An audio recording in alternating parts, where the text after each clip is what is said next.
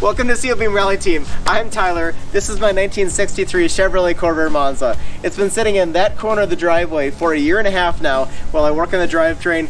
I think it's time to push this thing and spruce it up a little bit. Now I have a really cool announcement for you guys at the end of the video. So we want to get this thing looking nice, and then I'm going to tell you the really cool news I have for this year and this car. Stay tuned.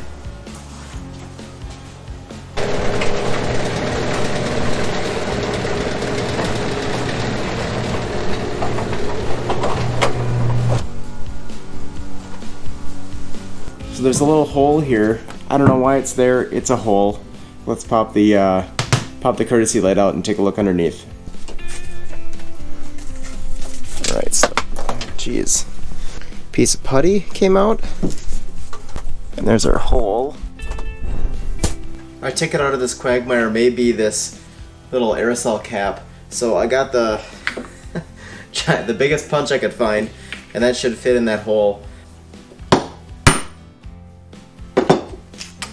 To hold this thing into the hole, I actually stuck a hole in it and I put a bicycle spoke through.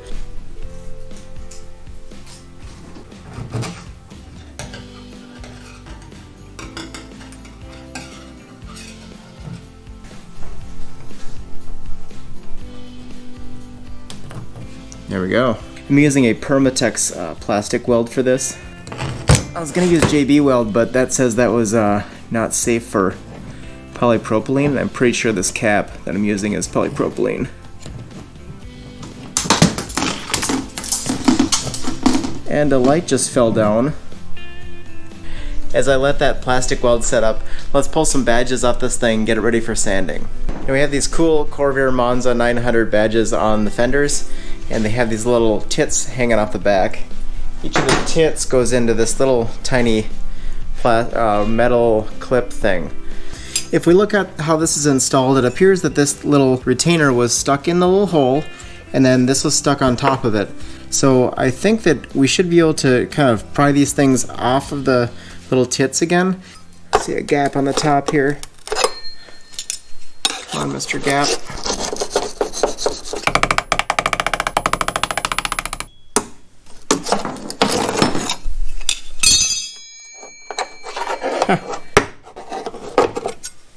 That worked.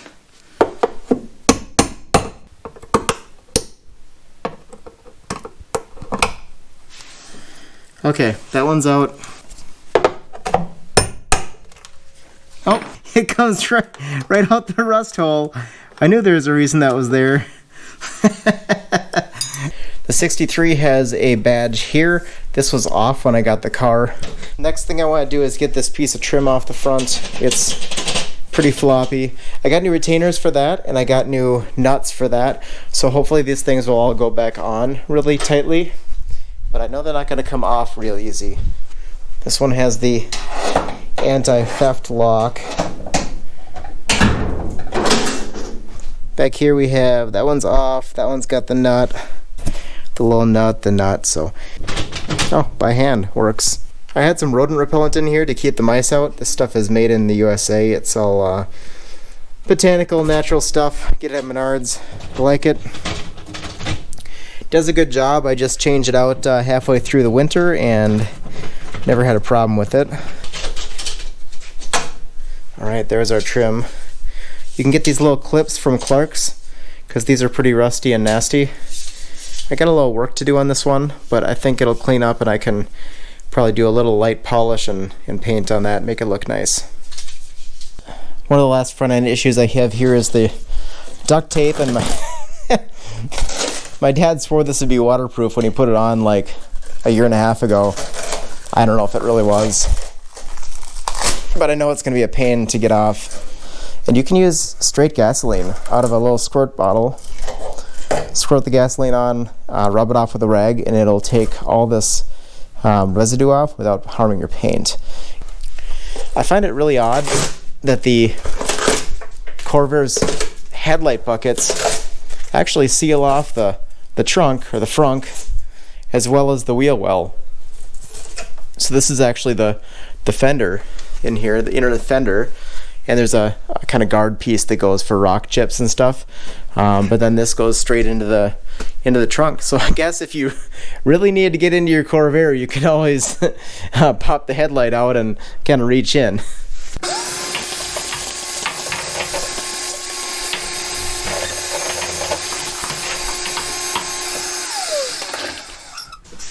Next up is the rain tray screen here. Got a bunch of little Phillips head screws.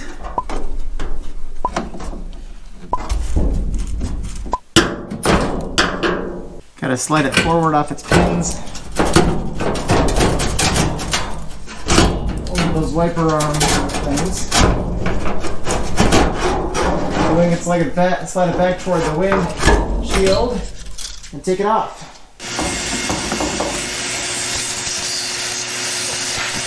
The Minnesota State Parks Pass in the windshield shows that the original owner was probably a lover of nature.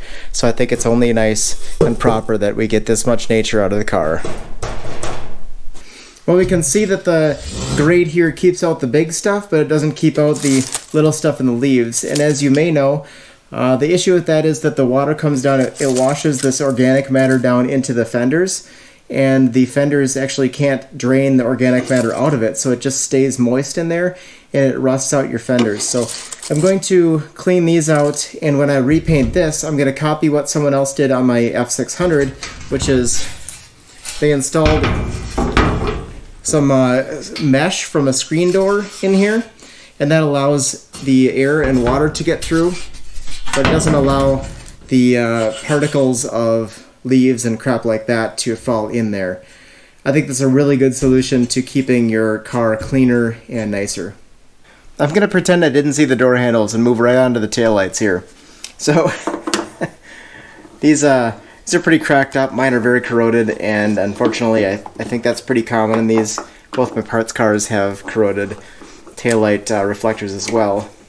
We're going to do what we can with this thing, and I know that I can get new parts from Clark's, thankfully, so I don't have to worry about finding 4 all new taillights. It's broken anyway, but gross.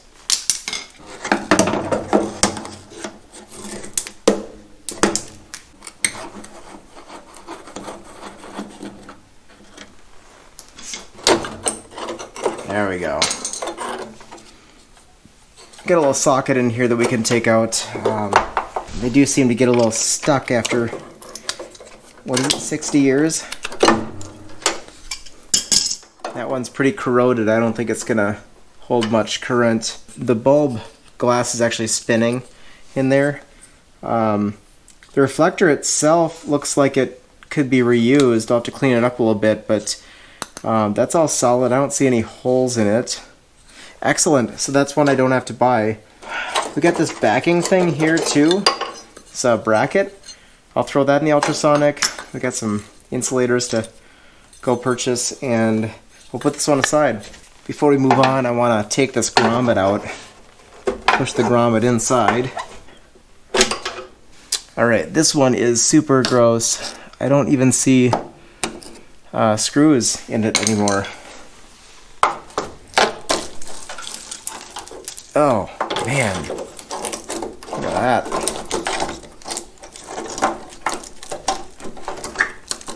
Alright, and I was struggling on the other side to figure out how to take this off. Don't take this off. There's actually a connector inside. Oh. That's pretty nasty. So that is undercoating that someone had put on this car. I think the undercoating is actually what saved the car from rusting into pieces. So thankfully it's there, but I'm gonna have to figure out how to get that off of the stuff I need.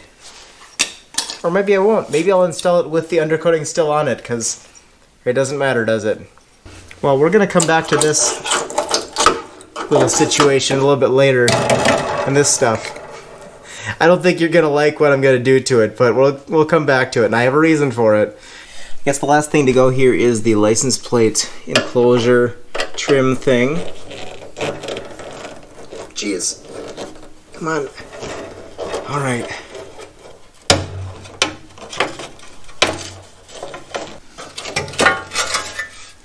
Got a little light up here. That's nice to have. I don't want to wreck it because the Lens is like new old stock, quality, perfect. Let's take these out instead.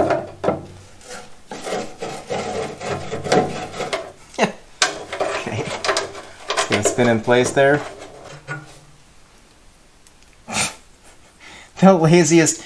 Who does that? A body clip? Just go. Oh, jeez. They sell the little plastic things. It's so cheap. What? Okay, we gotta figure this thing out. We got the threads of a little sheet metal screw here and one back in here, but on the bottom side they don't have heads. It looks like maybe either the heads were broken off or... Oh my god, I'm an idiot. Oh jeez. They're little hex head screws. Everything else on the car is flathead or Phillips, and these are little hex head sheet metal screws. They look like they're just busted off little bolts down there. There we go. Stupid. Okay, well there's our little license plate thing. Mercifully, someone else has taken off the emblems back here. I had to pop those little retainers out of these two holes. They came up pretty well and intact. Still gotta find this Corvair script, so I'll have to look around. But we're going to go up here to the fake vents. Gotta get those off. Looks like I may have to get behind this parcel shelf here, and it does not really have a will to live at this point. It's really gross.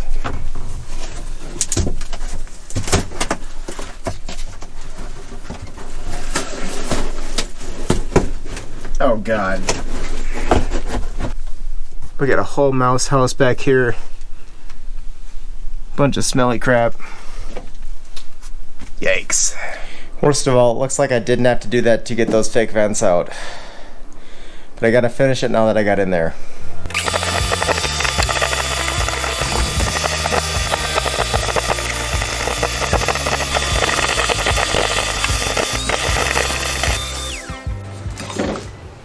Nasty.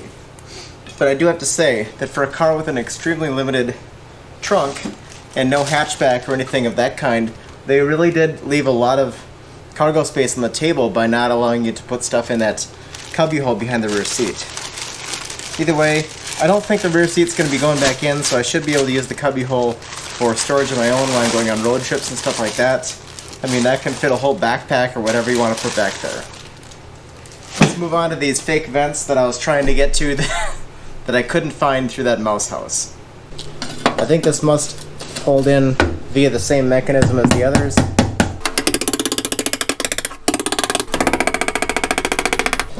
Seems like they're coming out pretty easily here.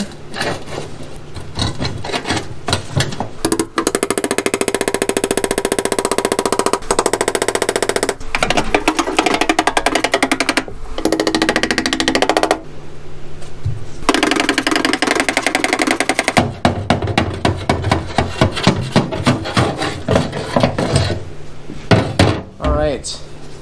Yeah, we got the same pins here, and these seals, I know I ordered these seals, so we're good on that. Those are available from Clark's. Boy, these are gross underneath.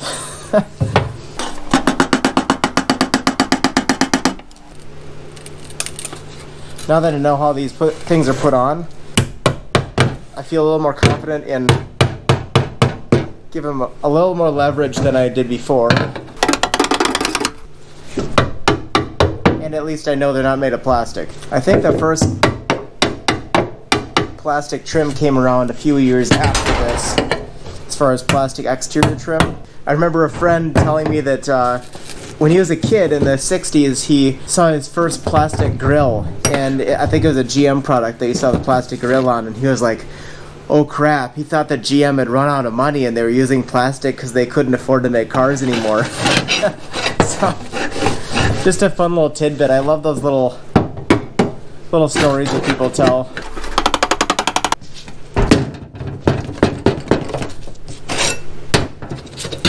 You serious? Get out of here. Come on. What are you doing? There we go.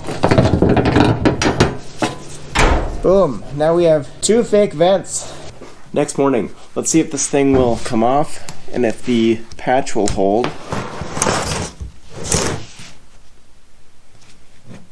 All right.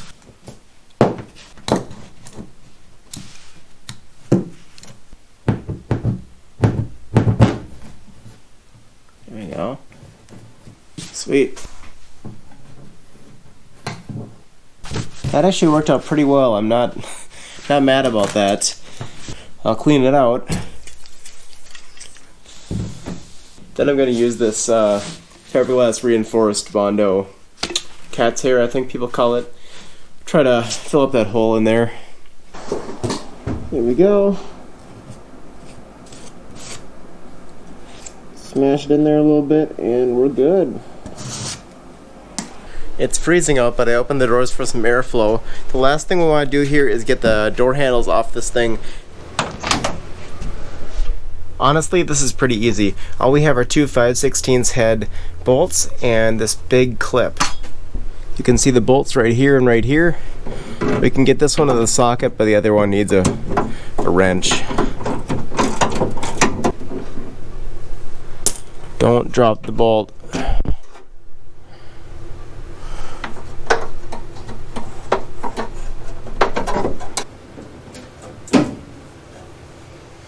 There we go. This is that big clip, and that just pops backward. Just pops backward. Oh, the other one is easy. Haha! Okay, your mileage may vary, but the driver's side was much easier for me. Oh no. We have no door latches. Don't worry, you can still open this really easily without door handles. Just press this and pull. That's all it is. It's about time. I've been trying to get this window trim figured out. There's a tutorial by Motorhead Dave, I think his name is, on YouTube, about how to take the stuff off. I don't think I have the right tools for it. I don't want to damage it any worse than it is, so I'm going to leave this for now. We got these off. These are 4 little Phillips head screws that you take off with the door open. That was pretty easy. And then I went around and I trimmed off the outermost piece of the rubber on the windshield seal here because I want to be able to paint up to that. And I need a new windshield. This thing's cracked beyond belief. So it's going to come out anyway. I figure when they put a new one in, they can put that new seal over my paint edge. Hopefully it'll look a little cleaner there. There's one little part that I'm kind of concerned about, and that is this rusty area here. So I want to make sure I get in there and really give that some beans and clean that up. Otherwise, we're going to start cleaning this thing up and stripping all the primer off and all the rust off, all that surface rust. So I'm following my dad's footsteps here. He just finished doing this pickup bed over here. You may have seen this in the back of the Sonnet video. And he bought this cool Eastwood tool to get rid of the original paint. So this has a 40 grit. I think it's 40 grit. Kind of abrasive wheel on there. It's kind of like a abrasive Rolodex. So we're gonna give this a shot and try to start this paint removal process, see how far I get and see how the car looks underneath it.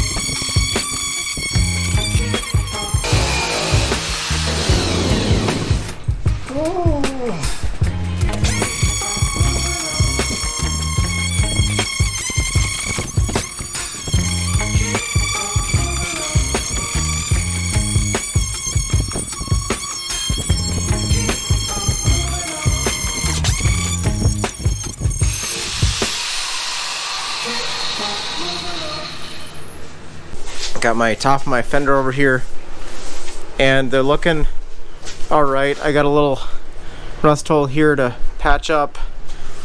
And then over here, I think it's interesting because I said before this fender's been replaced. It was a white fender. That's a weird surface aberration there, that line. We got the blue fuel cap that they moved over, the original fuel cap, and then a white door. So somebody hit it in this area, and they had to replace both these, the door and the front fender. I've never done this before, never painted a car before, so just gonna make sure the dust doesn't get in my lungs and the paint doesn't stay in the car. That's not white, that's Bondo.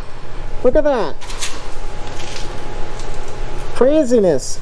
So that's some kind of collision damage, a hit. I don't know what that is. Looks like somebody tried to pull it out. Well, I don't know much about a science book. I don't know much about the French I took, but I know somebody repaired this car with friggin' pop rivets. Here's what I've put together with this car so far. We have a body color gas cap here. We have a body color front half of the fender. Right there you can see the blue.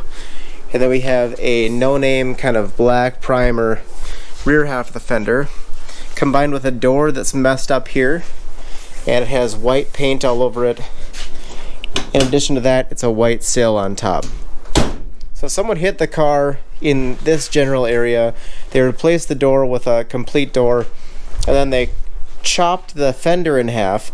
Remember, these fenders are welded onto the unibody, just like a Saab 900. And so this whole rear section of the front fender was removed, replaced with some, I don't know, replacement fender. I don't know if that was aftermarket or what. It probably is. And they didn't want to weld it together, apparently. So instead of welding it, they just put a bunch of pop rivets in this random piece of metal. It looks like they hit this thing with a hammer about 1 billion times.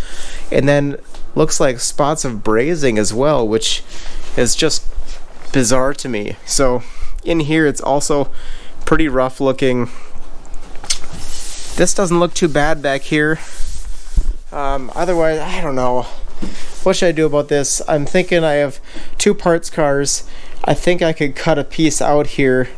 Cut this piece out, cut a piece from the parts car, and probably tack weld this thing in better than they did. I mean, there's an air gap in there and everything. It looks horrible. I don't want it on my car, and I don't want to have to Bondo over this again and try to make it look good, because it's not going to look good. If we move on to some good news, we have the rocker trim off of this thing, and the rocker actually looks great.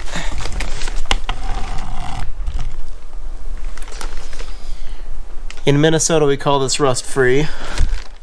I know there's a little bit of rust through here, there's some in the fender here, but this is all stuff that I'm going to tackle in the future. I have patch panels for these already, and we're going to ignore this for now because I need to get this done. Piece up here is a much higher priority. When you talk about priorities in bodywork, you want to concentrate on the hood, the trunk, the top of the front fenders, the top of the rear fenders, stuff that when you walk up to the car you can see right away, oh, that's nice and shiny. So the front fender being messed up like this is actually one of the highest priorities for me to make this thing look presentable and acceptable. So I think I'm going to have to cut that out and replace it. Hopefully it doesn't take too long. The stuff in the rear fenders, honestly, it's ugly, but it's kind of like a secondary read or a tertiary read. You're not going to see this right away when you walk up to the car at a car show, or if it's parked in a parking lot. You're going to see the top of the fenders and the hood and everything like that. So that can go on the list for maybe next year. And let's go onto the last piece here of the puzzle. This thing. This rear fender is particularly interesting to me because we do have the original factory blue on top. That looks good, like this has not been molested. But down here, there were big cracks of Bondo in here, and you can see, you probably can't see how it feels, but it feels really rough. There's a lot of a thickness of probably I don't know, a couple mils of Bondo in here. I don't know what that is in Freedom units. We have cracks up here in some Bondo, and what is super interesting is there are at least 3 different colors going on here. We have this really bright, like turquoise blue. We have the kind of seafoam green, and then we have this red. Oh, and we also have this yellow, and the yellow is actually on the trim for the rocker. So I don't know what was going on with this thing. It must have been repainted at least a couple times, and I'm just going through and finding all this now because no one apparently went down to the metal for it. You can even see the factory finish right there. This is really, really bumpy. It feels lumpy and gross, but again, like, that's a very low read. It's below the character line. It's the bathtub ring, as some might call it. It's not going to be very visible. So I am going to take this down to metal. I'm going to clean it up and do a Bondo over that to just fill and make sure that that is smooth. This car is not a show car. It's going to be a driver, a rally car, and I do not care if the finish is perfect on this thing, as long as it looks decent from a glance, and yeah, it's shiny. So that's where we are right now. I think I've spent about 3.5 hours out here tonight. It's almost midnight. I'm gonna go in, make myself a whiskey highball, and celebrate because I got a lot of this car done. We're gonna come back tomorrow morning, try to get up pretty early and knock out another 3-4 hours before I go to work. One last note, I cannot get enough of this wheel and tire fitment. I think this looks freaking mean and awesome. And it reminds me of those European rally cars that do the Monte Carlo Historic Rally.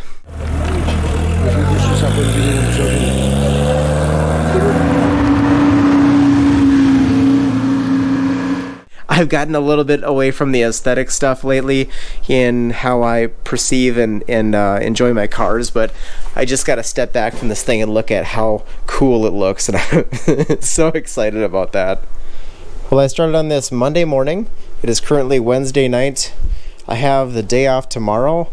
Just worked out that way. We're not very busy at work, so I volunteered, and I'm gonna go try to get as much done as I can tomorrow. So at this point, I have the rear end needs to be touched up some more. The driver's side is almost complete. The passenger side is almost done. Obviously still got a little bit to clean up because it's really far down there. And then the front end hasn't been touched. The roof hasn't been touched. So tomorrow I'm going to come back with those, get the rest of the stripping done here. Then we're going to try to tackle this POS. This stupid POS. It's my day off here, so I figured I'd come out while it's nice out and go cut that piece off the parts car, bring it in, and we can fit that up, and when I'm done with the sanding, I'll have that ready to go. First, I think the chickens want to come out, so let's get them out. 3, 2, 1, go!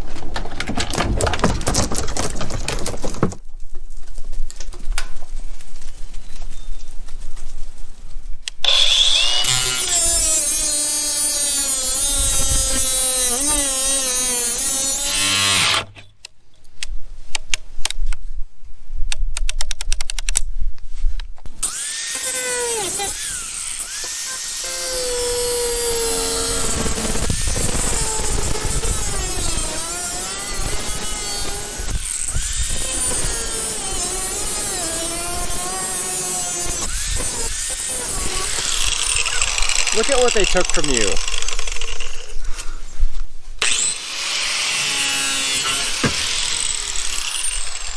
Alright, so it looks like we have one piece that goes around. It kind of goes into the channel here and then is... How is this connected? I think they're pinched together and pinch welded on the weather strip channel here. So I'm not sure how far they went in my car. We'll have to investigate that, but that's what it's supposed to look like. Easy way to get to your brake hoses. Looking pretty good.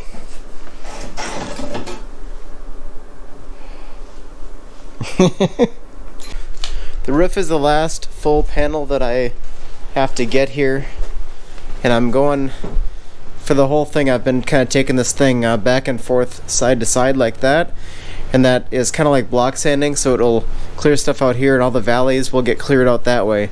So it works a lot better than going straight up and down. But anyway, the roof is looking good. This is the patch that I made earlier with that cat hair Bondo. It's holding up pretty well, and I think it'll take the DTM primer well later on.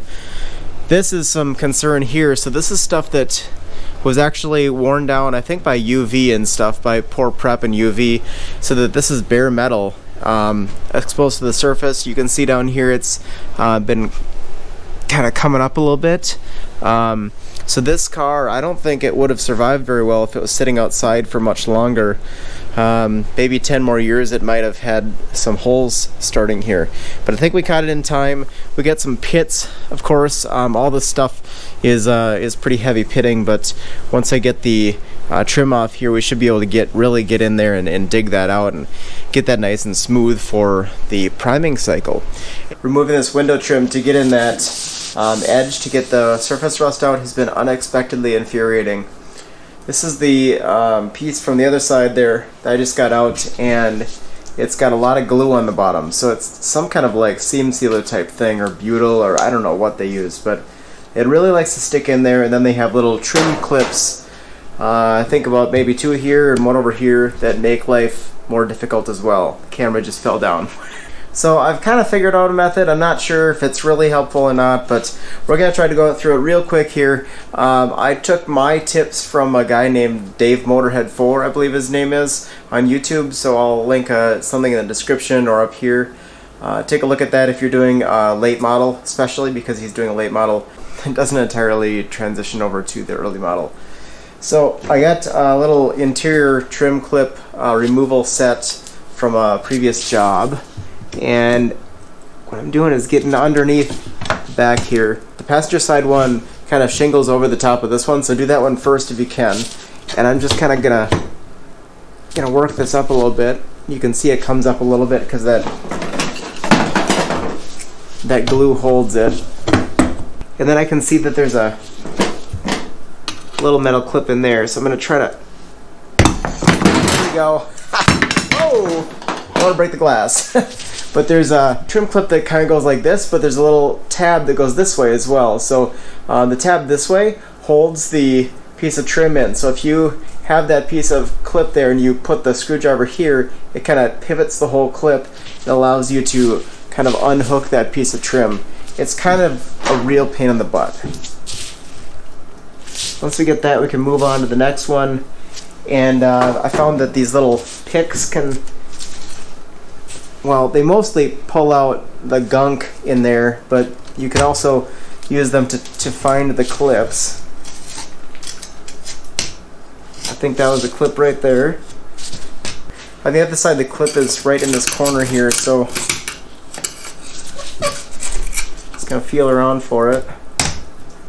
That feels like a piece of metal.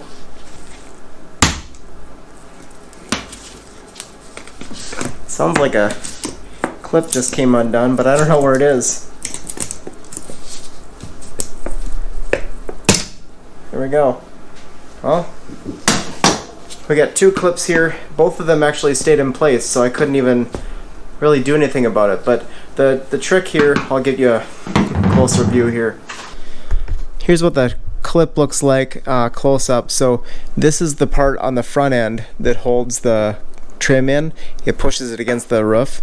So if you can get your screwdriver up on the top of this side and pivot it, it'll kind of pivot the whole clip like this and allow your trim to come up. If you have a little pressure holding on the trim, it's really difficult. So next we'll go to the side trim here and show you the fun surprise that I found in here on the other side to help you avoid the issue that I had. Ladies and gentlemen, I think we found our screw right there.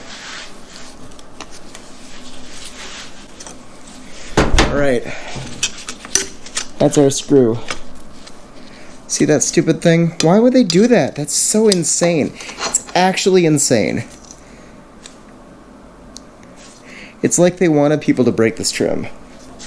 Alright, well, we got that out. I don't know what this pin is.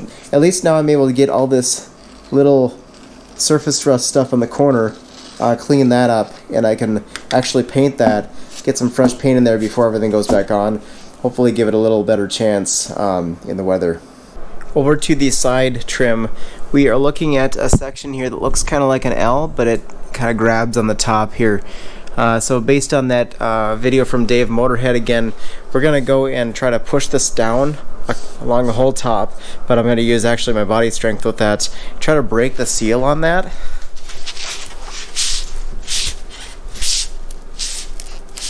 can kind of hear it cracking. I also used a piece of wood.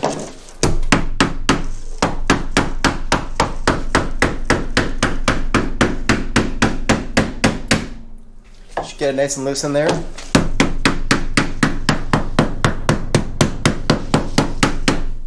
So Dave uses this little paint can opener thing. It's about this big. It's a flat piece of metal. I could not find them anywhere. You know, years ago, everyone would have like 5 of them sitting in a drawer somewhere. But these days, it looks like no one even has them if you want them. So I'm going to use my trim tool kit again. I could not get my normal stuff to work. It's kind of a special little operation we got going on here. We got to do 2 things at once. We got to pull the bottom side out a little bit. We also have to take that hook on the top and unhook that. So as both of those get done, you can start to work the whole thing back and it'll come off pretty easily, but it's just that getting it started is the hard part. I want to come on the top and the bottom. Get the top part off as the bottom's moving.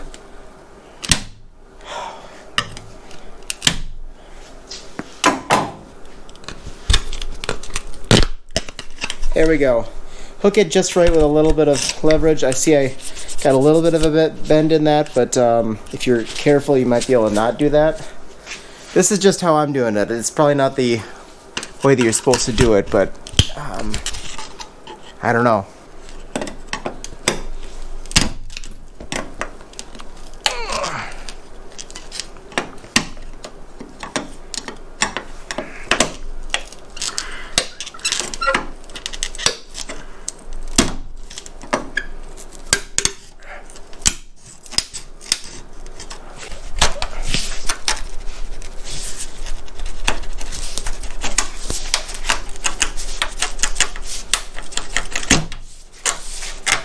Gently now. On the other side, I had to come back and whack this a little bit over the rear window. We'll see if the same happens here. Feels like it's working better here.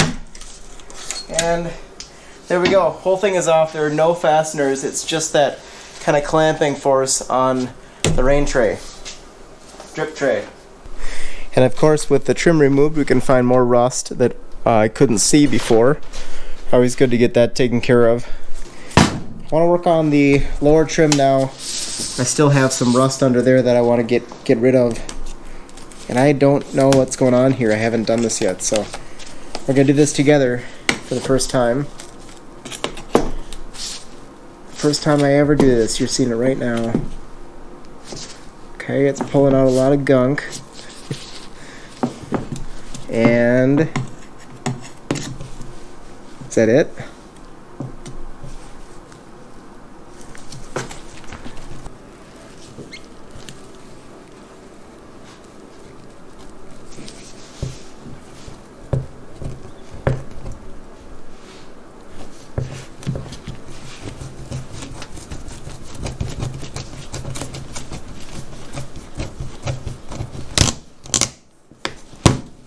There we go. There was a clip in there.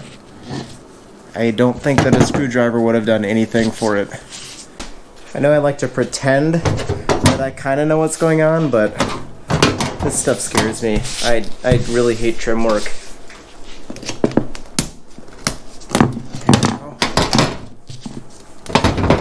Was there a clip? Yeah, there's a little clip in there. Alright. You can see that's incredibly dirty. Gonna have to clean the crap out of this stuff. Also gonna have to clean the crap out of this whole gap here. But that's a start. Getting the trim out is the first step toward recovery. I started working on this car about 11 hours ago, and I've been really rocking on it. So I took the angle grinder with the wire wheel and I got all the detail stuff up front here. Found a little bit of gunk here that I don't like too much, but I'm not sure I want to actually deal with replacing that at this point. It's a little bit involved. Found a couple pinholes up here. The basically everything under the bumper is going to be a total loss. cut out and replace it. So I'm not worried too much about that. I just want to get it enough that the paint will stick for now. Over here we have some surprises. So I knew there were a couple cute little holes up here, but these other ones showed up. So we're gonna have to figure out, maybe I can put some Bondo in the back end of that. I am not gonna be replacing this corner this weekend. Maybe next year, maybe I can work on that, but that's a kind of a bigger project than I want right now. Over here we have a lot of body work that was done at some point. This was pulled out. Looks like somebody probably understeered into a corner, understeered off the road and hit something. The problem is that the fender here kind of goes out right here. It's really wide, and it looks like what happened was when they pulled this out, the metal was probably so stretched that it had nowhere to go and it kind of bowed out. This is so messed up, it's not even worth worrying about. So I tried to hit with a hammer, body hammer here, to try to bring it back in and kind of crease this up a little bit more, because this is way too open. But it didn't work. So I'm gonna have to have a body shop take a look at that at some point. Again, maybe next year before I repaint it the good time. Got this side all cleaned up as well. I think I'm gonna have to hand sand this stuff that the angle grinder hit, because it's pretty smooth compared to the rest. So my face is tired of wearing a respirator, and my legs and back are tired of sitting on the floor. I think I'm gonna go in for the night, take a couple more hours and just relax, and I can come back tomorrow.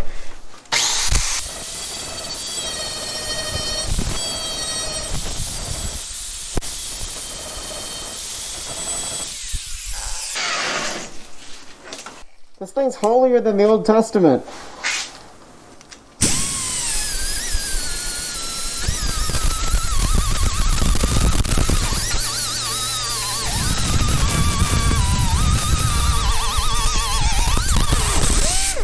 Man, I am tired of being on my back. I am tired of wearing a respirator. And I'm tired of sanding on this thing. With the combination of the Eastwood stripper here and the angle grinder with the wire wheel and the die grinder, I have successfully gotten all my power sanding done. Now, it's not perfect and it's not gonna be perfect. First of all, as I've said before, this whole rear end is trash, so I'm not putting energy into this. We're gonna put some cat hair Bondo on this and send it. What I am concerned about a little bit more is down in the rockers. So in the rockers we have cleaned it up a lot. This is really hard to hold that Eastwood stripper down here, but we got most of it done. There's a little bit of surface rust on some of this stuff, but it's diminishing returns. I'm trying to get my tools down here and actually get it cleaned up. I did notice there's a small rust hole right there, but I might be able to, I don't know what I'm gonna do about that. Probably cover it up, we'll see.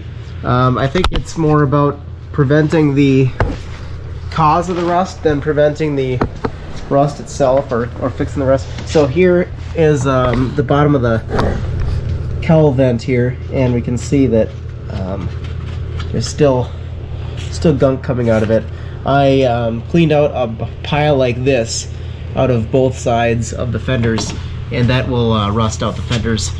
This morning I went on a 3-hour round trip to pick up a part for this car, a very important part that we'll see in a future episode, but that took away some of my day, and I made some homemade mac and cheese, and I just took it easy this morning. Started at about 4 and I've been going about 3 hours now, and we're going to try to keep plugging away on this thing. Alright, last night I was able to get through all of the louvers here. They were a huge pain. I was able to get the wire wheel in the sides here, and then on the top a little bit, use a die grinder in the middle, and a little bit of hand sanding. I don't know. I still have a little bit of remnants in there, but I'm not going to worry about it. We're going to cut this out. I got this marked up with the new section, and I cleaned the new section off. All the original undercoating is gone. Got a little bit of rust up there, not too bad. Basically we have a little flange that goes into the kind of drain here, and the drain area is actually 2 panels thick, so I'm thinking that I should probably cut it more up on the flange. That'll allow me to get good access for welding, but also not have to deal with this whole BS of trying to get in and weld two flanges together. There we go. Well, there's the back side. That's very beautiful, as you can see. Looks like the front end was pretty rusty, or it rusted out probably from trapping a bunch of stuff in that channel. I don't think that was rusty before they hot riveted that together. Anyway, poor preparation, poor results, and we're going to do better than that. Probably good to get in here and clean it up anyway, because it's pretty dirty. I am pleased to report that the weather seal channel here is looking actually perfect all the way up around here, other side, and it only starts to get rust again out by the cowl again. Well, the wonders never cease. I see that the filler area here is actually patched in itself as well. So this may be the old filler. I will probably just spray some stuff in there to keep it from rusting worse.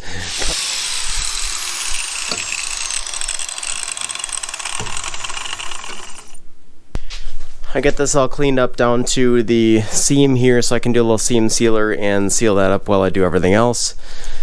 Up here we've got some rust ground out in the channel all the way up to about here, and I'm looking at this brass crap, this brazing that they did, and I think the brazing may have trapped water in here, and the brazing may have actually allowed that to puddle in there and rust that part out. Anyway, so time to go to work. I'm going to come back tonight and we will fit this piece in here, try to tack that in. Alright, it's fitting pretty well. This is almost no gap here, very minimal gap here, and it goes that way the whole way down. Unfortunately, it is a little kind of bent out because of the trimming I had to do to make it work, but we're gonna start tacking from the top and work our way down by pushing it in and keeping it flush the whole way. Since it is the same stamping from the same car, it should it should all line up perfectly. I had to do a little more handwork with the file in here just to get it to lay really nice, so I think we're gonna be okay now. The practice pieces went okay. The problem was I didn't prep the back of them, but the stuff that I got on with a clean piece of metal went really well, and I got really good penetration on there. I don't know if you can see that, but I'm pretty confident that if I can bridge these gaps here, I should be just fine. So we're gonna give it a shot. I'm gonna start tacking up here. I'll start tacking probably every inch or so and try to get it all kind of laying where I want it.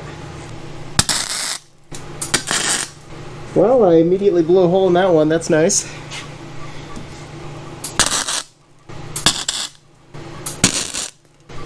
It seems like it wants to be a little bit sideways from where I was hoping it was going to be, but hopefully as I work down here I can keep it turned the right way so it lays right. If it all goes horribly wrong, I can always cut it out.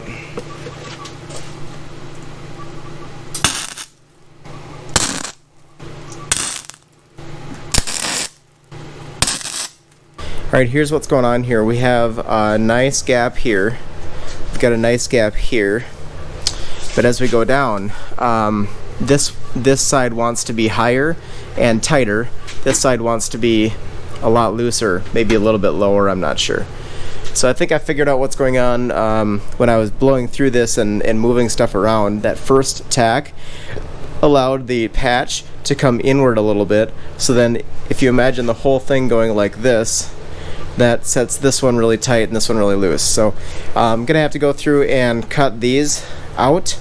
I will realign this and then retack these, and I think these are good for now. We just need to realign and like rotate the whole panel back just to, oh my gosh, it's like 2 millimeters, and then that should allow me to get everything lined up pretty well the way I want it. We can move down from there. I'm just trying to take this really slow because it's my first time doing anything like this, and if I go too far and just say, oh, it's going to be okay, then I'm just going to screw myself over. So we're going to back up, we're going to do it right, line it up, go from there. So this is good. I got actually held it up with one hand here and holding the the distances right, making them flush, and then with the other hand kind of zipped it with my eyes shut. So these are holding it together now. It's nice and flat, and these are still good. That's lining up really nicely up and down.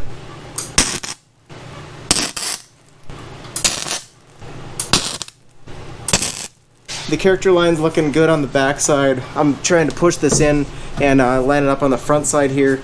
Actually, I just did that and it feels pretty good, so I'm going to tack this the way it is. I'm sorry, I'm in the far corner of the garage and the light over here is not great, but I wanted to show you real quick.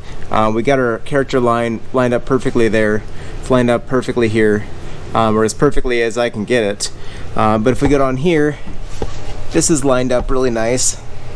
If you look at it from the side, it's lined up nicely there, and this one just a little bit off. So I think what I'm going to do here is actually take the Dremel and just cut across here, not all the way. I'll drop it down a little bit, and that'll allow me to tack that back together.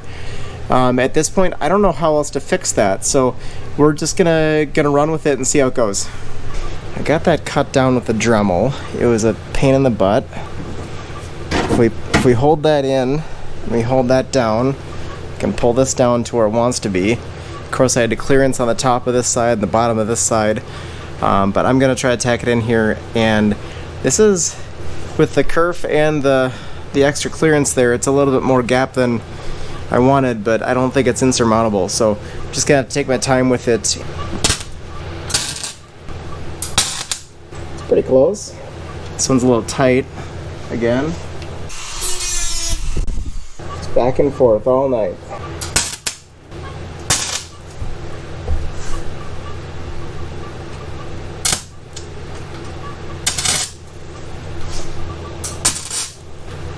Okay, it's pretty close here. I think that it's mostly flush on all the parts that matter. This is, the flange on the back is a little bit weird, but I think I'm gonna probably have to roll the fenders anyway. Yeah, so I think it's basically where I want it. I know I'm going to have to go on Bondo this. I know there's going to be some minor metal sculpting, but let's remember that this is where I came from with this, that it was actually two completely separate pieces of metal on top of each other. I'm going to give it a few more tacks here, and we will try to get this kind of secured.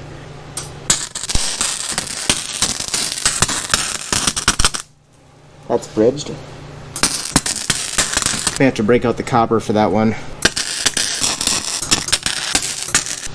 Well, I think I'm going to be able to do this. I was able to bridge the gap with a little copper on the back. I'll just have to keep going doing that while letting it cool, doing it, letting it cool, doing it.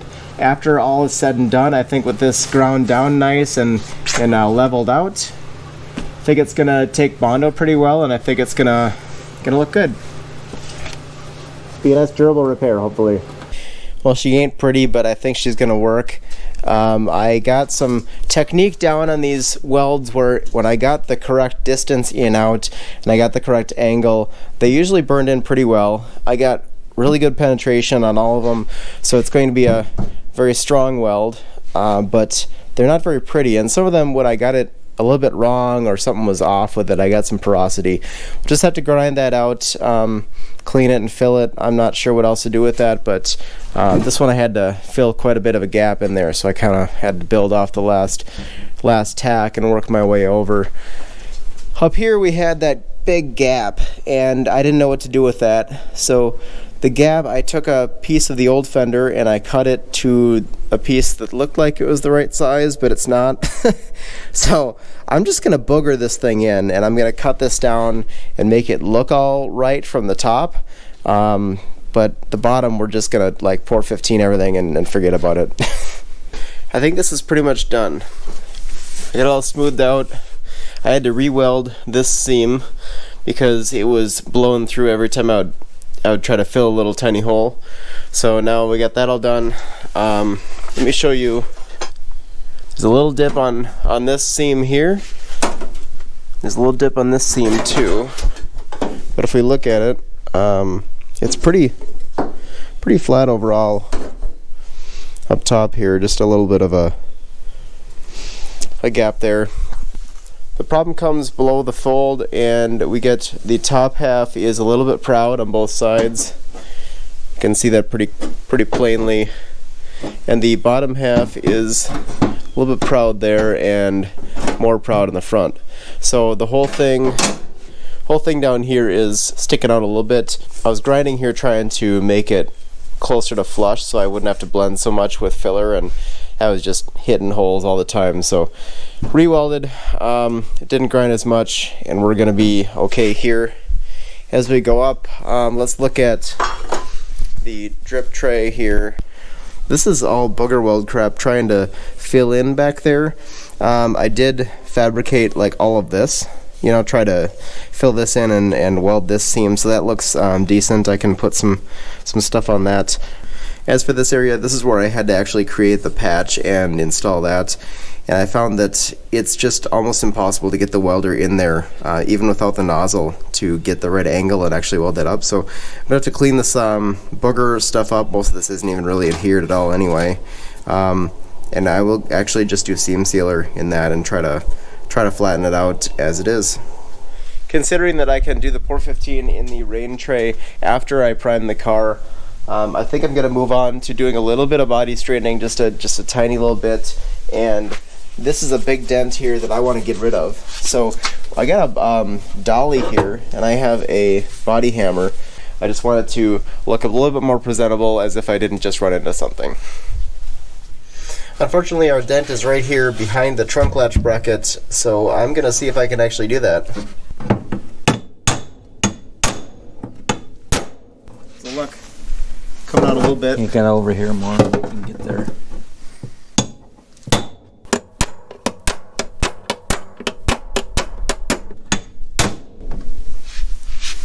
I think it's actually coming out a little bit. A little more there, maybe. Sweet. Body man Tyler. I think it's time to move on to doing some Bondo. The first piece I want to tackle is this passenger front fender, and you can see that the fender is outward too far over here. There's a gap here, it goes kind of concave. It's supposed to have the furthest out point right here, and it's supposed to rock a little bit, but that's not happening at all. It's furthest point out is like up here. I've tried to hammer this in a little bit because the whole fender up from here all the way back to here is collision damaged.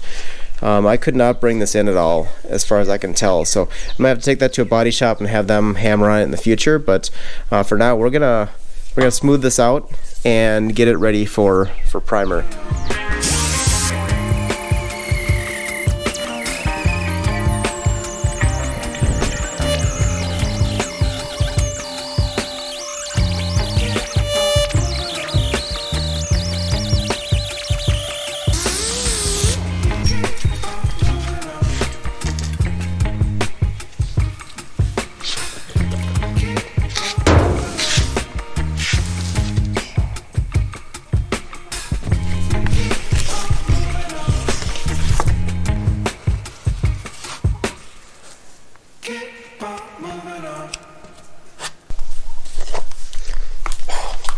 We're gonna turn the fan on. Didn't necessarily get the coverage out of that I wanted, so I might have to do that one again, put another coat on, but might send it down first, see how bad it is. I'm gonna do a couple more here, try and knock out this one, some of the stuff up front, and then this fender that we just did. Alright, ladies and gents, we're getting to a point that I don't like, and you're not gonna like it either, but it's gonna happen. Just let it flow over you, let it go, it's gonna be okay, we'll fix it next year. I'm going to mix up this fiberglass infused Bondo, and we are going to cover up the rust for now. I'm going to come back to it when I have time to go and really dig in and do a detailed metal repair with this stuff. The fronts of the rear wheel arches are pretty bad. There's a hole in the front fender, and I think I'm gonna fill in the little screw holes for the rocker trim, because I don't want to put the rocker trim back on. We'll just plug those up. But we're gonna go ahead with that. I know it's not the proper fix. I am not happy with it either, but we're gonna get the car painted.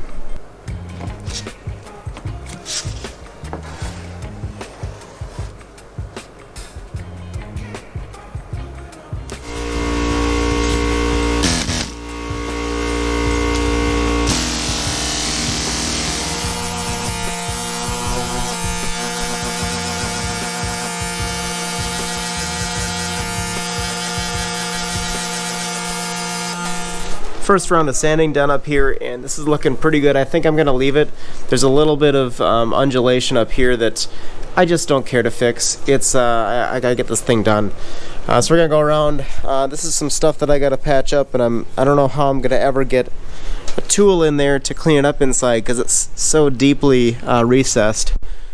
Gotta get around here and clean that up. This is another one I gotta patch. Again, I don't know how I'm gonna get a tool back there. Interesting to see the wrinkles in the stamping from back then when they couldn't figure out how to draw that much metal out at one time. Over here, this is looking really good. It's gotta have a little bit more filler in the middle. It's a little bit too deep for what I put in there, but it's looking really good. This one I gotta feather out more, but I'm not angry about that. And the fender lips look amazing, so we're gonna go with that. Around the side here, we got the fiberglass Bondo sanded down a little bit. Looking pretty good. I'm gonna do some normal Bondo down on the bottom here and take care of that. But on the driver's side, we have Trouble in Paradise. So I got this up here, and this covers pretty well. But down here, this hole is too big. It's I don't know, almost an inch. Go and make a surface there that I can actually Bondo to and actually sand on. So we're gonna do that with this, and on the other side, front fender, that needs it as well, and that should give us a nice substrate where we can actually do body work with it. I'm starting to see the light at the end of the tunnel here, but I have to admit this project is taking like 3 times as long as I thought it would. There are a lot of little things that just take an extra day. I know it's not going to be perfect, but I wanted to at least have it at a certain level that I feel good about. Gotta work quickly because it's well set up, but I want to get on our holes here.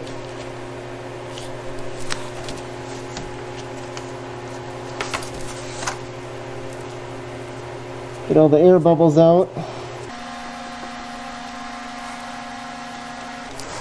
Now, one thing I'm going to do to get this to adhere a little bit better, I don't know if it's scientific or not, but I like to set a slight angle compared to the old one, so the fibers aren't lining up square.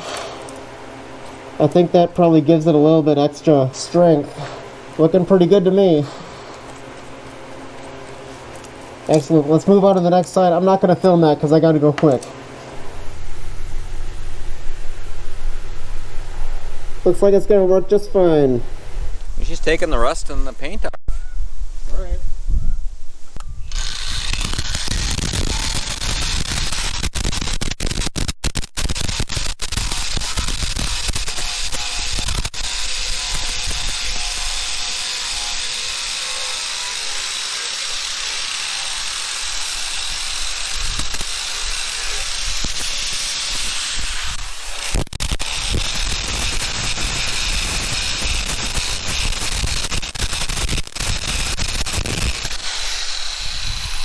These things are going to be a pain in the ass.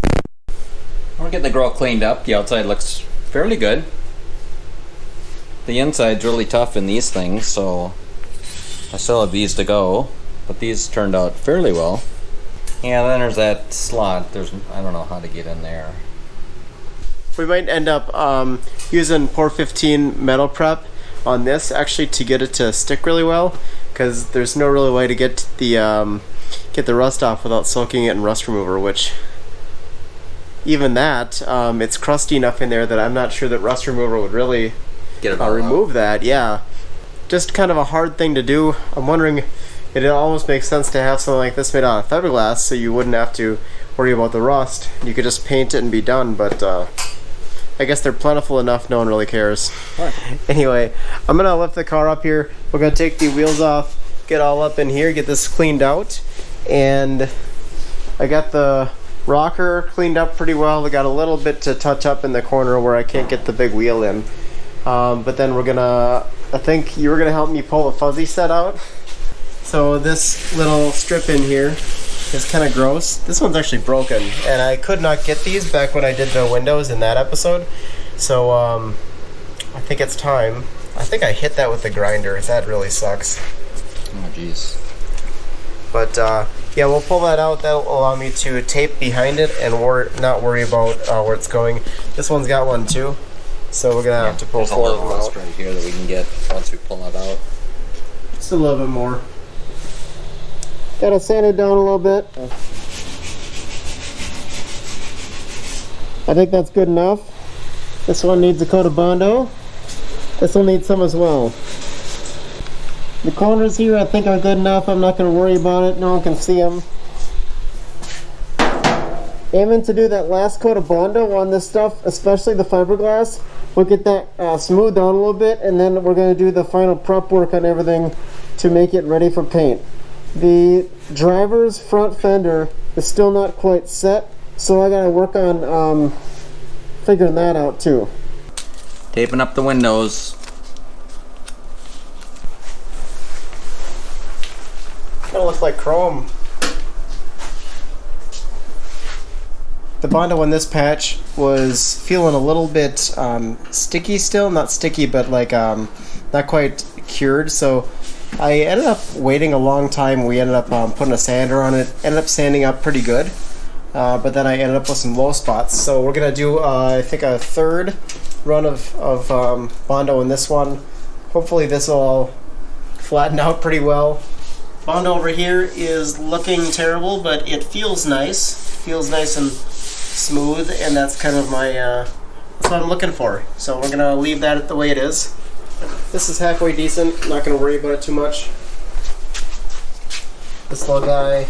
This is terrible. I know it's terrible. I don't care. Just gonna leave it. Is that for future Tyler? That is a problem for future Tyler. This one I still have to get into. This has got some Bondo on it. We did a fiberglass patch under here, but Bondo still feels a little bit tacky, so I'm not gonna sand that up quite yet. Last thing is I have this depression in the back here.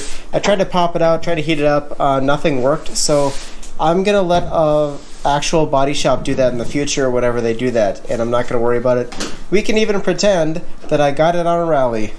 Otherwise, I think I'm just gonna be smoothing out the Bondo there. If it doesn't look great where it is right now, I'm just gonna sand it down a little bit more and make it smooth, because I'm done. We're gonna be priming it tonight, one way or another, and I'm accepting that the car does not look perfect. It's not gonna look perfect. That's not the point of this this painting job here. So we're gonna get it looking pretty good, pretty presentable, and when it rolls by on the street, it's gonna look nice. Over here we have that rain tray. We had a miscommunication, and Dad actually went and did pour 15 on the whole thing, front and back. So I was hoping he'd just do metal prep or we'd spray it, but that's okay. We can sand it down on the top side and just leave the black on the bottom. It's going to be a good coating here. It's still tacky. Are you looking to do another coat on this? Yeah. It is ready for another coat. Well, I got all the sanding done that I'm going to do. There are still a couple patches that I wish I could get to, like a couple places where the rocker panel comes together in two parts, and it's really hard to get a tool in there, but it's just surface rust, so I'm just gonna send it for now. And remember, we're going to go back and redo most of this paint job at a later date. Right now I am going and tacking down this whole car. I've gone probably 2 or 3 times with rubbing alcohol on regular shop rags, and that's gotten a lot of the dirt off and the dust that's been sitting on here for 2 weeks and accumulating. Now we're going to do wax and grease remover with some tack rags, wipe the whole thing down again, and after that we'll talk about what kind of primer we're going to use on this and how that all goes, and I'll bring you along as I always do. I suppose before we go too far, I want to show you all the repairs, because it is YouTube and we want to go and be honest about what's going on here. We got a dent here that got filled in, got a kind of lower divot thing here filled in. This one was, I think there was a hole that was originally patched and I just kind of filled over with Bondo. Some cat hair Bondo in there for some holes. We got our hole up on the roof that we did first. Let's see, got in the rain channels as much as I could. I think I'm gonna throw some seam sealer in there. Filled in all my little holes for the trim down here that I'm not gonna use because I hate rocker trim. This was a hole, pretty big hole. Put some fiberglass over that, some cat hair down the bottom, and normal Bondo on top. That of course is where our side badge goes. Up here we got previous collision repair.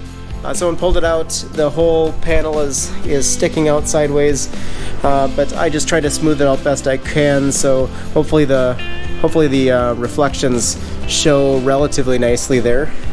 Here we had a bunch of holes, and I put cat hair Bondo over that. Looks like they're not quite great yet, but I'm gonna leave them. It's not worth messing with right now. Up here, oh, did I not? I didn't sand. I need to sand that. Oh crap. Well, this is all sanded. That was a dent in here. I ended up banging that out with a hammer. You saw that. Over here we got some rust. This is going to get replaced when I replace the entire front end later, so I'm not going to worry about it. Got a couple holes up here that I patched with the cat hair. Over here, this is our big repair, and it came out pretty nice looking. This is all nice and flat now, all nice and flat. I took the fuel filler door off to get this flat across here. Down here I had to blend it quite a bit out. The seam is like right here, so I had to blend all the way out to get it to read nicely. And here's a high spot at my weld. Again, here I had to blend all the way out there to make that work. So overall, it lines up really well at the wheel arch. Pretty happy about that. Just this could be a lot better if I was able to kind of contort that panel before I welded it in. Next time I'll know to take a lot more care with that. Down here we got, again, the holes for the trim are patched up and sanded down.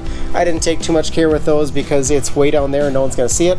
This is the last fiberglass repair, and that was a pretty sizable hole as well. Have to come back and fix that in the future, but we got the fiberglass, the cat hair, the normal Bondo, and it's all looking pretty flat. Back here, another previous collision repair.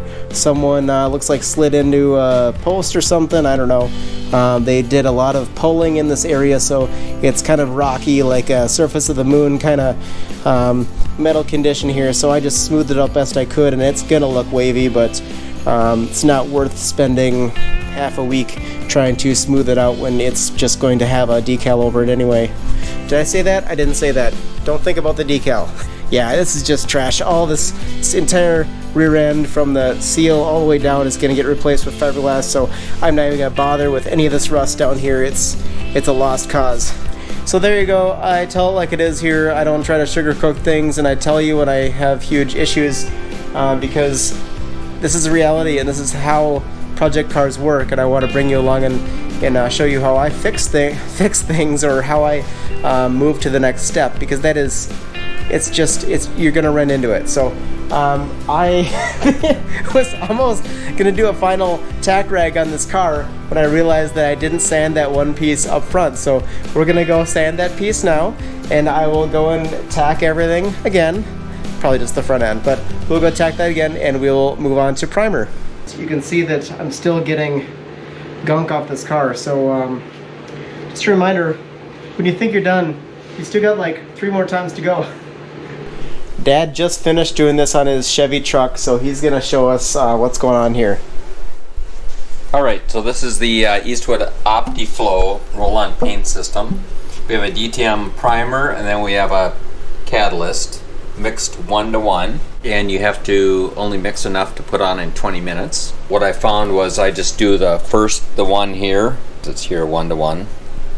And so I first started at 4-to-4, and that was way too much. Finally settled on 1-to-1, that worked the best. So they give you a couple different types of rollers. This roller for big flat areas, and this one for more detailed work. I like these better. And then you can use a foam brush to use for detail work too. We're going to be on a little bit of a time limit for this, so I'm not sure how much I'm going to be able to capture, but we'll do our best. Whoop. There we go.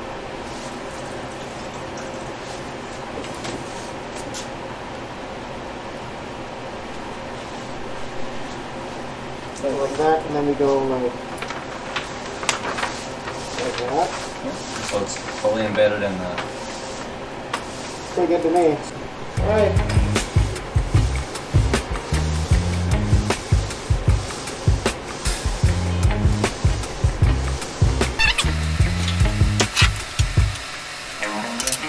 So ready for some more. Onward. I'm gonna do the rear end here. My dad's gonna take a brush, and we'll see how it goes.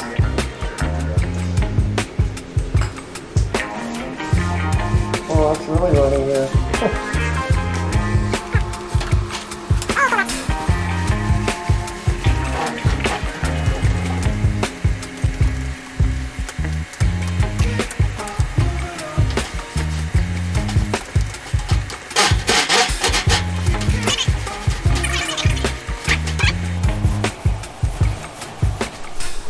getting all the corners here, all that stuff that I can't get. So can you get the A-pillars as well? Yeah. I got half the hood done. We got to mix up another batch here, but that's how it's looking.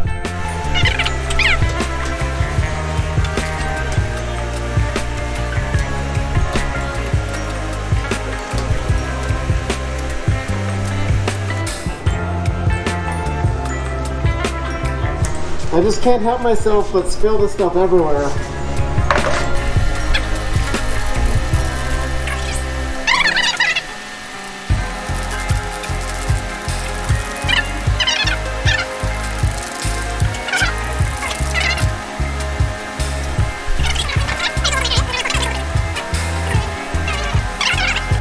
Wheel well thing. This has 2 coats on it. I'm on my 3rd coat on the top on that side. This is the 2nd coat here. So it's starting to cover a little bit better. We got pretty good coverage with 2. We got a couple kind of light spots here and there. So we're going to do 3 coats over most of it, pretty much all of it, and then all the detail stuff has been done twice. So that's the plan. Mixing up some new over here. There we go, fresh 3rd coat on the trunk.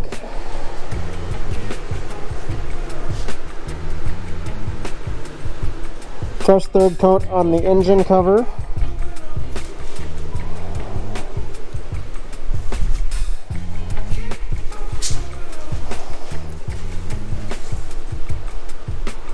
Looking pretty good. We painted this thing on Sunday night. It's currently Saturday morning the next weekend. It's supposed to dry for 4 days. It's been about 5.5. Alright with me. What I found out is we have an extra week to paint this thing. So I'm going to go not only sand this down, but I have a little bit of concern on some of the areas where I want to do another coat of Bondo and then 3 more coats of primer. Overall, the car looks great, but as you walk up closer, you can start to see issues. Here's one of the Bondo patches, and it clearly needs a little bit more primer over it. We have some pretty bad orange peel over the whole thing, which is, I think, normal for the roll-on, but we just need to sand that down.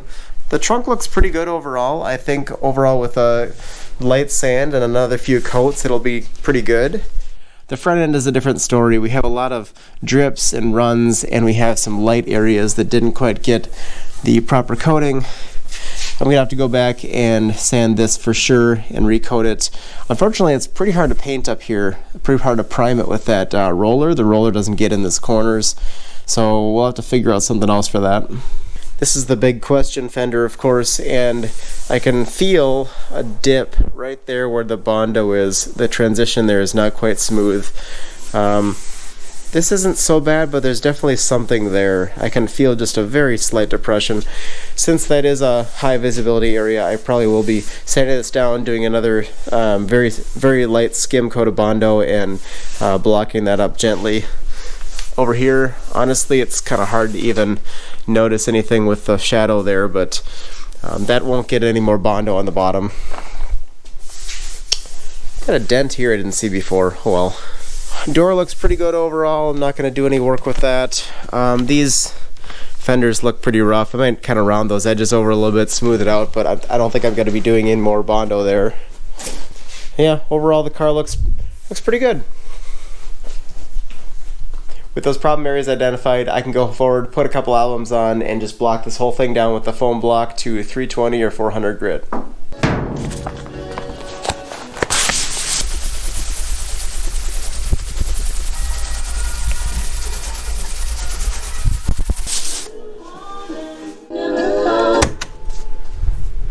I've been blocking this with 320. I've actually gone over the engine cover, that side, this side, above the bathtub ring, all this stuff, and I'm into the big repair area that we had issues with. I'm finding that the front seam here, wherever it is, I think it's right here, is pretty much non-existent in this area. There's a very slight divot up here, but it's not worth, you can almost see it there. It's not worth fixing up there. This one though, I think needs something a little bit, because it's going to show up in paint for sure. You can see the shiny part there that is the low part, and then I hit the metal here, almost coming through with the metal right there, so I took it easy. You can see that it's the shiny parts are the parts that haven't been hit by the sandpaper yet, but if I try to hit those, then that shows through. This is not a filler primer, it's just a primer. Going pretty well. I just gotta keep my arm moving. I'm trying to put very little pressure on the sandpaper and just let it do its job, and it helps my arm muscles not go tired, because my arm would fall off by now if I was trying to push on it. But yeah, keep going. Making a lot of progress on this. I'm pretty close to being done with the body here, except for the roof here, but I wanted to show you what happened with the guide coat on this fender. I threw it on the whole area and started sanding down, and you can see just how pockmarked the surface is of the primer itself that I put on here. This surface was nice and shiny with metal, and this is just the texture that you get out of the Optiflow on that first roll-on. It takes a little bit of work to sand it down, but I found that if you're gentle with it and you're very aware of what you're doing, you can sand it down to pretty smooth here without going through the primer. But after you get to the smooth part, it's really easy to go through and hit that metal. So just be careful if you're doing that. It's a bit of work, honestly. I did use the DA sander with a 320 grit on the body side here, and that is doing a pretty good job of cutting the initial texture off of the primer, and that'll put me in a good place to hand sand the rest of it. You can see I did go through a little bit right there, but then again I went through with hand sanding, so I don't know, it's kind of a toss-up. Well, we have the door open and all this light here. Let's look at this welding repair, and here's the guide coat that is left after sanding down around the welding here. A much bigger piece than I thought there was going to be, but it's definitely something that I'm going to hit with some Bondo before we paint this thing. I don't know if there's anything else in this car that I really want to do Bondo to, but it is one. And there's the front end. The front end looks yeah, it's pretty rough. I still got to get in here with a lot of hand sanding, but I should be able to knock that out in the next couple hours and get this thing ready. How's it going? Well, it's okay. I think that I was originally planning on doing only the one coat of primer, and that sounds like fantasy land to me right now. So I was wondering if you have any suggestions on how I might get this thing done for next Saturday, so Gavin can come and help me paint this thing. What should I do? This stuff takes 4 days to dry. So what I did was, when I did the pickup, I did the couple coats of DTM. We got those on already. Did a guide coat, sanded it all off, and then I got all this metal showing again after I did that. Yeah. I did some Bondo on the low spots, like you're supposed to. And then I did another coat of 2 coats of DTM and sanded it down again. And then I still got metal coming through in some weird spots. I was really careful, but it still came through. And I'm like going, I don't want to do this 4-day process again. Yeah, you're steering down the barrel of another week and a half. Right. So then I took the 2K primer that came with the kit. Aerosol. And I just hit all the metal spots with that. And then I went over with high build primer 3 coats. Because the 2K is okay as a DTM, but the high build is not, right? Correct, yeah. Okay. So what would you do if you were me? I mean, I don't have 2 weeks to burn on this. Well, I wouldn't do the two different things of DTM. You don't have that much time. Yeah. So I would get all your stuff sanded the best you can, and then get it all cleaned up. So I would hit it with the metal spots with the 2K, and then just go over the whole thing with 3 coats of high build, and then sand from there. Yeah, and then I can sand it all smooth, and there's going to be enough thickness, right? That I'll be able to sand and not hit the metal. They say the high build, you can sand it in 4 hours. Yeah. So if we put the high build on tomorrow, you leave it overnight and sand it Monday morning, start. Yeah. And then just be careful you don't burn through it. The only thing with the high build is you're supposed to do 220, 320, and 400. Yeah. With the DTM, you're just supposed to do 320. Okay.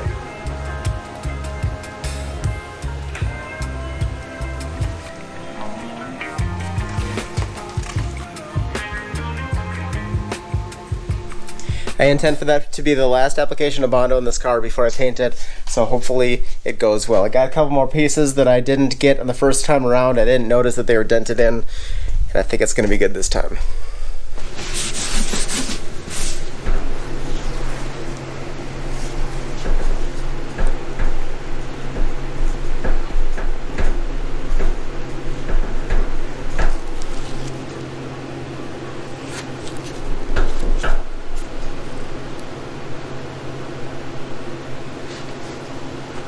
Sorry everybody, I know there's stuff on the lens there. I have not found my other GoPro, so we're gonna do the rest of the video with this one. We are doing the grease remover, well, isopropyl first, on the car here. Got a couple other spots just hit real lightly with Bondo. This one I put spotting putty on, and I tried to use a heat gun to get the spotting putty to cure, and that made the Bondo kind of swell up above the surface, so hopefully that isn't an issue in the future, but I don't have time to fix it. We're going here, I got like probably 2 more coats of, what do you call, Bondo on this thing here. It feels a lot smoother now. There's a little bit of a dip here, but overall I think it's in good condition to paint. Got a couple spots up here that I filled, and then the wheel arches are looking pretty good as well, so I'm pretty happy with the way that looks. It's got a little bit of a undulation to it, but at least it doesn't look like it chipped off or something. Over here, same thing, it's looking pretty good. I lost my definition in the fender line here, but I think with the way the metal's messed up here, I'm just not going to get definition no matter what I do. Alright, here's our 2K epoxy.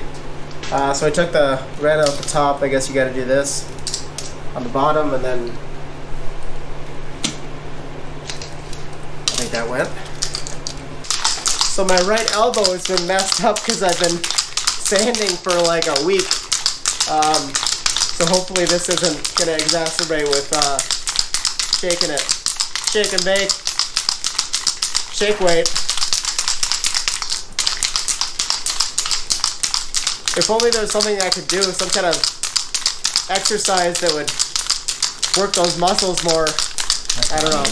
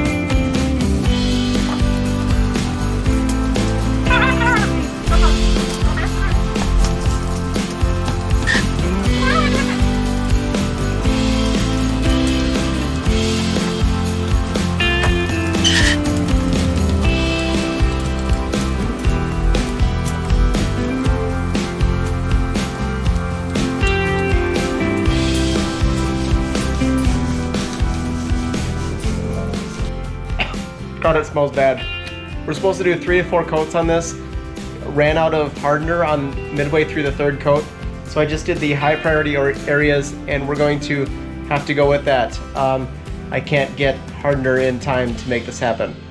I'm going to be really easy on sanding it, and that's just how it's gonna be, unfortunately.